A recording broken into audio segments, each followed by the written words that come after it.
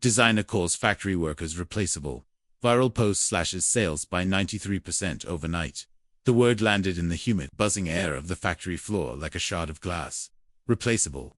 Julian Croft, the man whose face was plastered on billboards with a single, arrogant word, Aurelian, beneath it, said it without a flicker of hesitation. He didn't shout it. He didn't hiss it.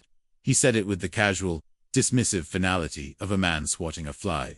The word was aimed at Alina Garcia, a woman who had been stitching seams in this very building since before Julian learned how to sign his own name. Her hands, nimble and sure, hovered for a fraction of a second over the sleeve of a silk blouse, the color of a dawn sky, though the stitch count is perfect. Mr. Croft, Elena stammered, her voice barely a whisper against the symphony of worry machines. She could feel the familiar weight of 100 pairs of eyes on her, the silence spreading outwards from her workstation like a ripple in a polluted pond. Julian picked up the blouse, holding it between his thumb and forefinger, as if it were a soiled tissue. He was a man sculpted by and for the camera. His jaw was sharp, his suit was a severe, architectural black, and his silver watch was worth more than the ancient air conditioning unit, rattling its last breath in the corner. He brought the sleeve close to his face, his lips curling into a practiced sneer. Perfection isn't a variable, Alina. It is a baseline. This, he said, tracing a line on the fabric that was invisible to anyone more than a foot away, is a hesitation, a wobble. It suggests a lack of confidence. It suggests a hand that is, perhaps, growing tired, old. He let the sleeve drop. The whisper of silk falling was the loudest sound in the factory. The hands are the first to go. Julian continued, his gaze sweeping across the rows of bent heads, the hunched shoulders, the tired faces illuminated by the stark, unforgiving glow of fluorescent tubes. But that's the beauty of the system.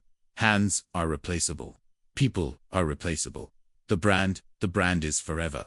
He smiled then, a flash of brilliant white teeth that didn't reach his cold, blue eyes. It was a predator's smile. It was the smile of a king who knew his subjects couldn't even afford to meet his gaze. Beside him, his two assistants, a man and a woman dressed in identical shades of gray, nodded in sycophantic agreement. They were part of the system. They were not, in their own minds, the replaceable hands. And that was the moment it happened. The immediate, shocking injustice that would crack the foundations of Julian Croft's gilded empire. He didn't know it. Alina, her face burning with a shame so hot it felt like a physical blow, didn't know it. But across the aisle, tucked behind a mountain of raw denim, a 20-year-old kid named Leo had his phone out. And it was recording everything. The factory was a world unto itself. A sprawling organism of brick, sweat, and sound. It smelled of hot metal, industrial starch, and the faint, sweet scent of the floral dye used in Aurelian's signature spring collection. Sunlight struggled to pierce the grimy, wire-mushed windows, falling in dusty, cathedral-like shafts that illuminated the swirling particles of lint in the air. For 40 years, this building had been the heart of the community, a place of honest, if grueling, work. Before Julian Croft and his Aurelian brand, it had simply been the mill. Alina had known it as the mill. Her father, a man with hands as calloused as old leather, but a touch as gentle as a breeze, had run this place. He knew every worker by name, knew their children, knew their struggles.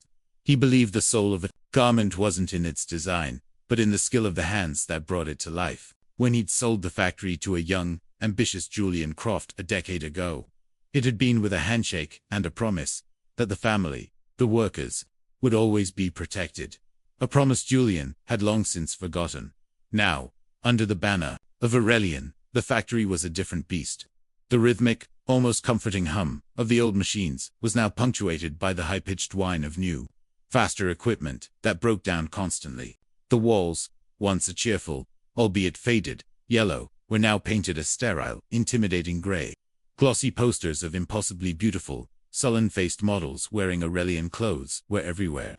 They stared down at the workers, a constant reminder of the chasm between their world and the world their labor created. The fabric they touched, the delicate silks and cashmeres, felt like artifacts from another planet. They would stitch a single blouse that cost more than their weekly paycheck, fold it carefully in tissue paper, and send it off to a life they could never imagine. The tension on the factory floor was a physical thing. You could feel it in the taut set of shoulders, the quick, darting glances when a supervisor walked by, the forced smiles that never quite reached the eyes. It was the tension of people living on the edge, knowing that a single mistake had dropped stitch, a misaligned pattern, could mean a docked wage or, worse, a pink slip. It was a power dynamic written in thread and fear. Julian Croft thrived on this tension. He called his bi-weekly walkthroughs purity checks. He moved through the rows of workstations like a general reviewing his troops, his polished leather shoes silent on the concrete floor. He was looking for weakness, for imperfection, for an opportunity to reinforce the unbreachable gap between himself, the creator, the genius, and them, the laborer. Today, he had chosen Alina. He held up the blouse for all to see. "This is what complacency looks like," he announced, his voice echoing slightly in the cavernous space. "This is the rust that creeps in when people forget who they are working for. You are not working for yourselves. You are not artists. You are components in a machine. My machine." He gestured to Elena's workstation, a small, cluttered space she had personalized over the years, with a few faded photographs.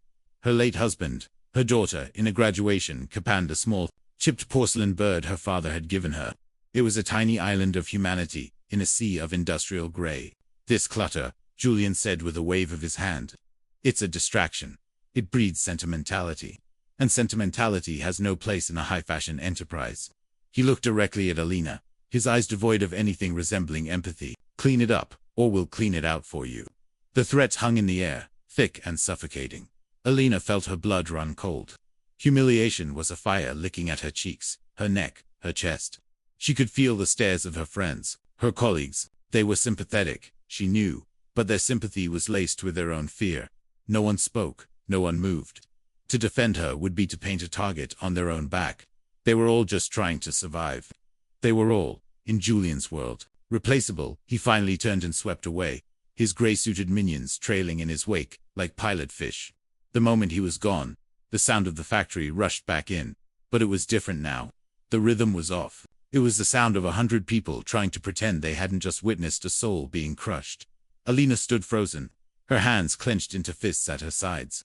The beautiful silk blouse, the one that had caused all this, lay discarded, on her table like a fallen angel.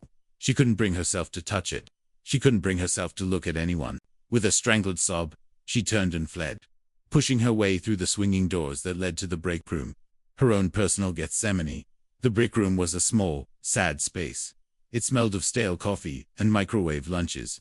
A rickety table was surrounded by mismatched chairs, their vinyl seats cracked and peeling. The walls were a sickly green, adorned with state-mandated safety posters and a curled, faded calendar from 3 years ago. This was the place the workers came to escape, to decompress, to shed the skin of the factory for a precious 30 minutes. For Alina today, it was a cage. She collapsed into one of the chairs, burying her face in her hands. The tears she had held back on the factory floor came in a hot, silent flood. They were tears of shame, of anger, of a deep, bone-weary exhaustion that had been building for years.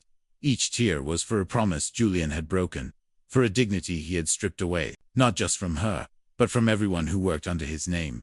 For 10 years, she had swallowed his condescension. She had endured the ever-increasing quotas, the shrinking paychecks, the erosion of the community her father had built.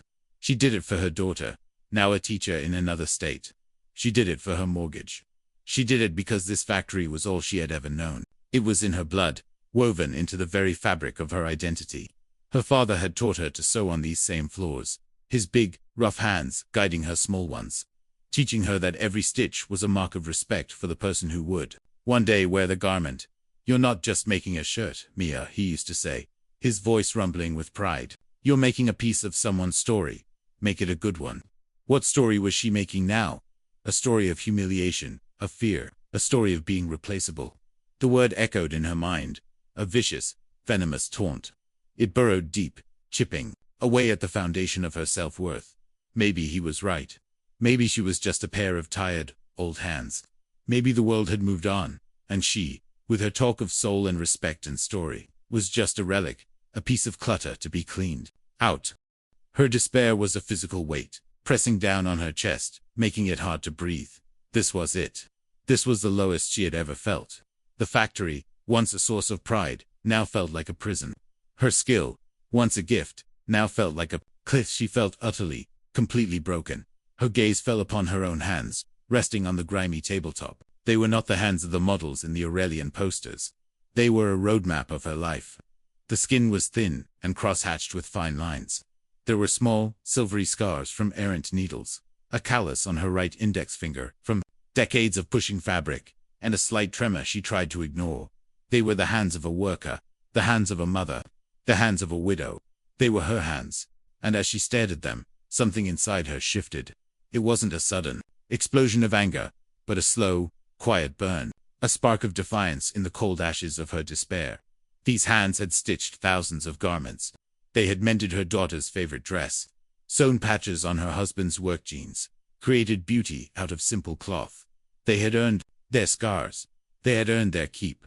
They were not replaceable. She was not replaceable. Her eyes drifted to the corner of the room, to a discarded pile of fashion magazines Julian's team had left behind. On top of the stack was the latest issue of Vogue, with Julian's smug face on the cover. The headline screamed Aurelian, the Midas touch of modern fashion. Slowly, deliberately, Alina stood up. She walked over to the stack, her movements stiff but resolute. She picked up the magazine. The paper was thick and glossy, cold to the touch. She opened it to the feature article, a fawning multi-page spread filled with pictures of Julian in his minimalist mansion, on his yacht, in his pristine white studio. Then she looked down at her own hands again, the ones he had insulted, the ones he had deemed obsolete. And in that moment, a quiet, powerful idea began to form. It was a crazy idea, a terrifying idea, but it was hers. She placed her gnarled, thread-scarred hands directly onto the glossy page, right next to a photo of a flawless model, wearing the very same style of blouse she had been working on. The contrast was breathtaking. The reality versus the fantasy. The hands that create versus the image that sells. She didn't know that Leo was standing in the doorway, his phone still in his hand. He hadn't stopped recording. He captured the entire silent, devastating tableau, the defeated woman, the sterile breakroom, the glossy magazine, and the two hands that told a story more powerful than any headline. He zoomed in on her hands, resting. On the page it was a perfect shot, a thumbnail for a revolution dot. The video Leo posted wasn't flashy. It was raw, shaky, and the audio was muffled by the hum of the factory. But it was devastatingly real. He uploaded it to TikTok, to Twitter, to a Reddit forum called Per R Antiworked. He didn't add any dramatic music or flashy captions. He just used the title, My Boss, Julian Croft of Aurelian, telling a 40-year veteran of his factory that she's replaceable. For the first hour, nothing happened. The video got a few dozen views, a handful of angry face emojis. Leo felt a pang of disappointment. Maybe the world didn't care. And then, it began. A small fashion blogger with a few thousand followers retweeted it. She added a simple comment. This is the ugly truth behind your $800 blouse. Hashtag replace this. That was the spark. Hashtag replace this was the gasoline. Within 3 hours, the hashtag was trending in New York. By evening, it was #1 worldwide. The video was everywhere. It was dissected on cable news, reacted to by massive YouTubers, shared by celebrities who had, just days before, been singing Julian's praises. The clip of him sneering people are replaceable was looped into 1,000 memes. His smug, punchable face became a symbol of corporate arrogance. The internet, in its chaotic hive-mind glory, did what it does best. It dug. Within hours, they knew Elena's name. They knew she was a widow.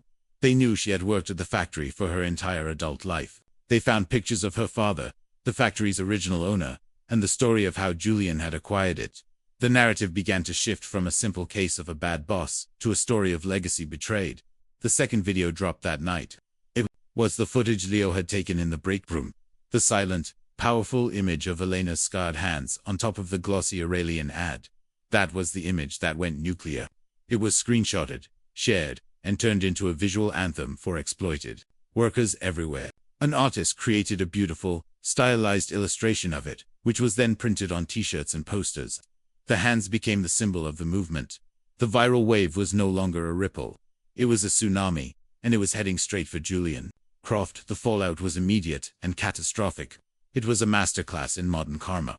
The first call Julian received was from his PR firm. They were dropping him.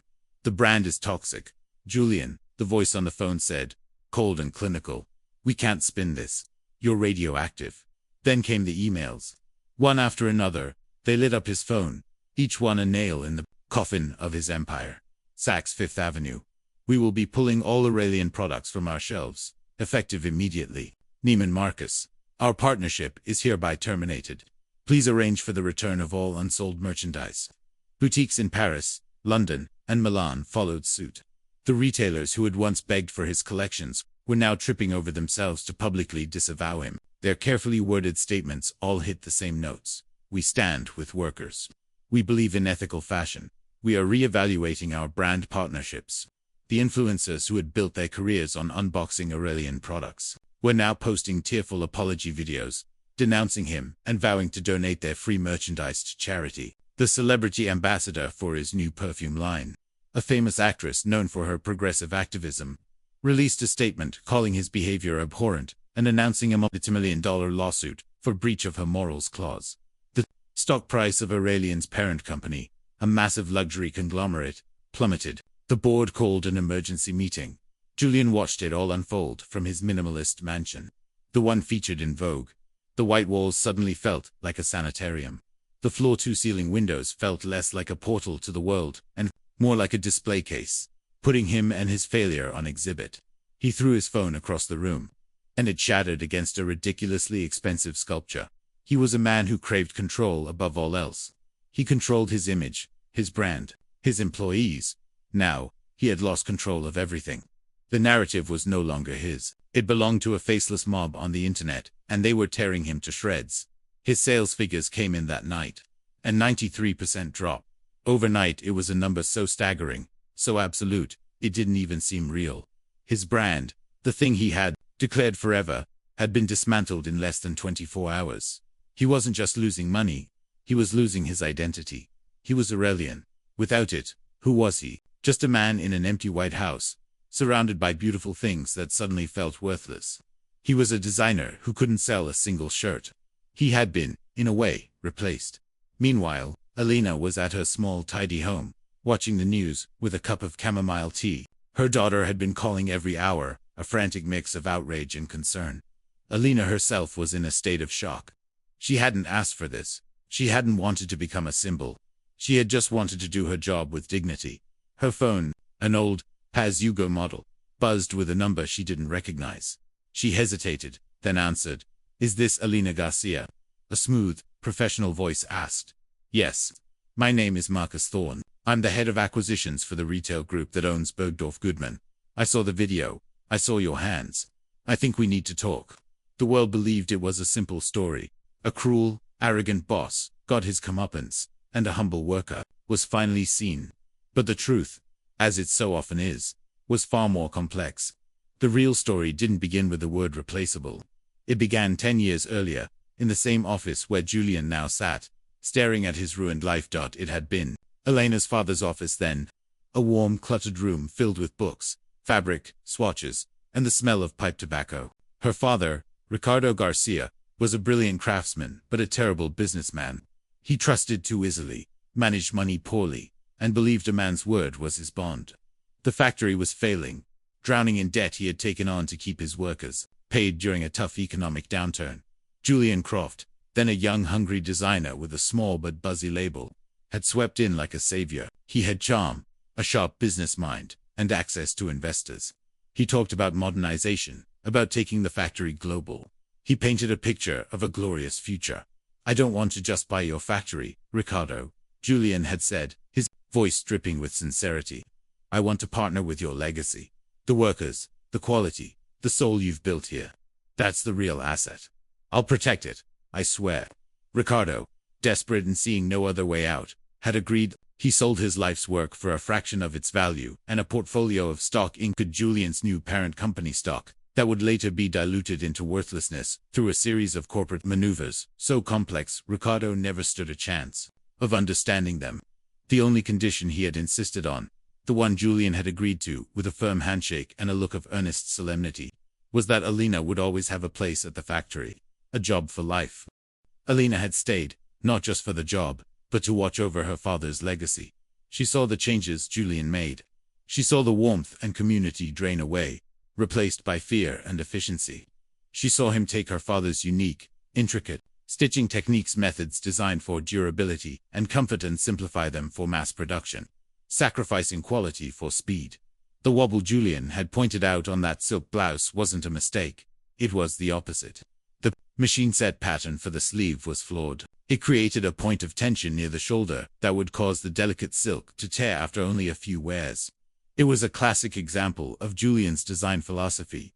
Beautiful on the hanger, but not built to last. Planned obsolescence woven into the very seams. Alina, using a technique her father had taught her, had made a subtle, almost imperceptible alteration to the stitch.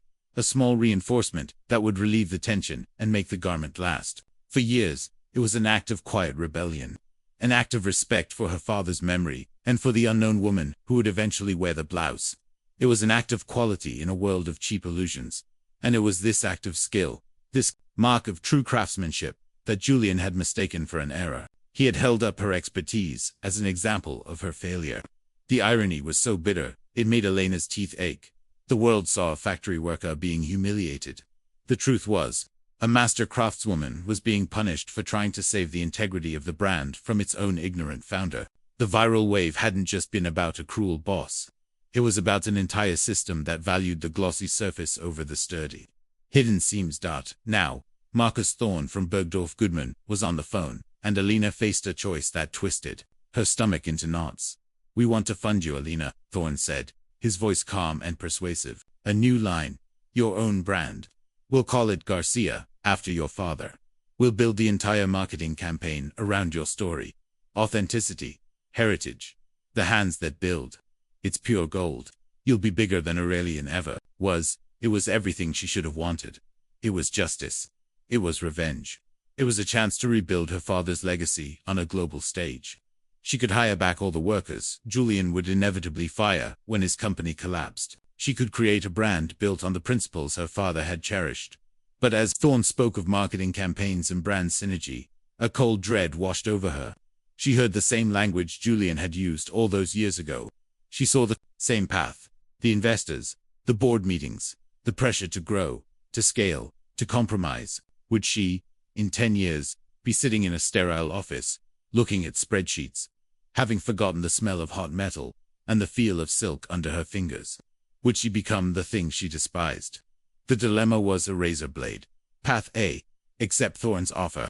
Take the money, the power, the fame. Use the system to beat Julian at his own game. It would be swift, glorious revenge. She could become a millionaire, secure her family's future forever, and be hailed as a hero.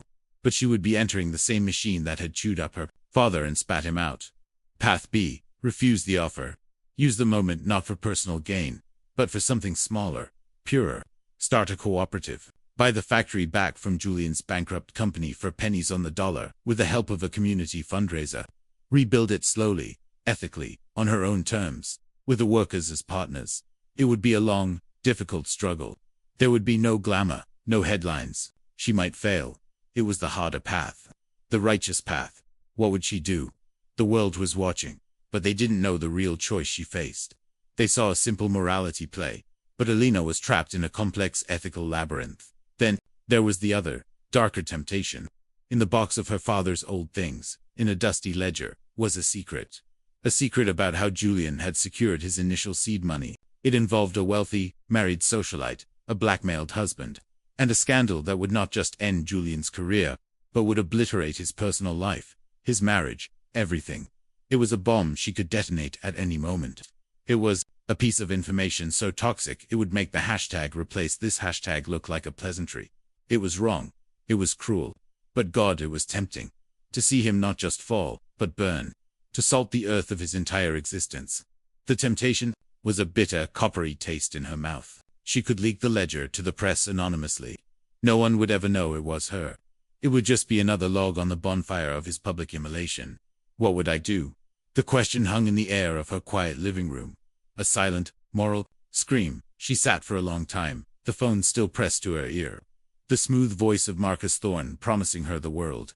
She looked down at her hands. Her scarred, tired, capable hands. The hands that knew the truth. The hands that held the power to build, and the power to destroy. Alina made her decision. She politely declined Marcus Thorne's offer. She thanked him for his time, and hung up before he could argue. Then, she picked up her own phone and called Leo. The young man who had started it all. "Leo," she said, her voice clear and steady. I have an idea, but I'm going to need your help. And I'm going to need everyone. 2 days later, the image that would define the final chapter of the Aurelian collapse appeared online. It wasn't a meme, or a news report, or a celebrity tweet. It was a single, stunning photograph. It was taken inside the NASA Aurelian factory. The power had been cut. The only light came from the dusty, grime-caked windows. In the center of the vast, cavernous room, surrounded by the dormant sewing machines, stood hundreds of people. It was Elena and Leo, and every single worker from the factory, and they were not empty-handed. Each worker held up a single garment. But these weren't Aurelian designs. They were their own creations. Using the leftover scraps of silk and denim and cashmere they had spent the last 2 days sewing, they had made children's dresses, sturdy work shirts, warm blankets, elegant scarves. Each piece was unique, beautifully crafted, and imbued with a sense of personal pride that had been absent from their work for a decade. And in the center of the crowd stood Elena. She wasn't holding a garment. She was holding a large, hand-painted sign. It didn't say #replace this or #justice for Elena. It simply said, "We are the brand." That was the visual. The unforgettable, "What the hell is happening" moment that cut through all the noise. It wasn't about tearing Julian down anymore. It was about building something new. It wasn't a protest. It was a declaration of independence. The photograph went viral faster than the original video. It was a powerful, beautiful statement of collective dignity. A GoFundMe page, linked to the photo, was launched with the goal of raising enough money to place a bid on the factory when Aurelian inevitably went into receivership. The target was ambitious. It was met in 7 hours. Donations poured in from all over the world, from people who saw in that photo a story that resonated on a deeply human level. It was the story of the unseen, the undervalued, the replaceable, standing up and claiming their worth. As for the ledger, the one with Julian Croft's darkest secret, it remained in its box, gathering dust. Elena realized that to use it would be to use Julian's own tactics against him. It would be a victory, but it would be a hollow one. True power wasn't in destroying your enemy. It was in making them irrelevant. Cruelty always collects its debt, but dignity pays dividends.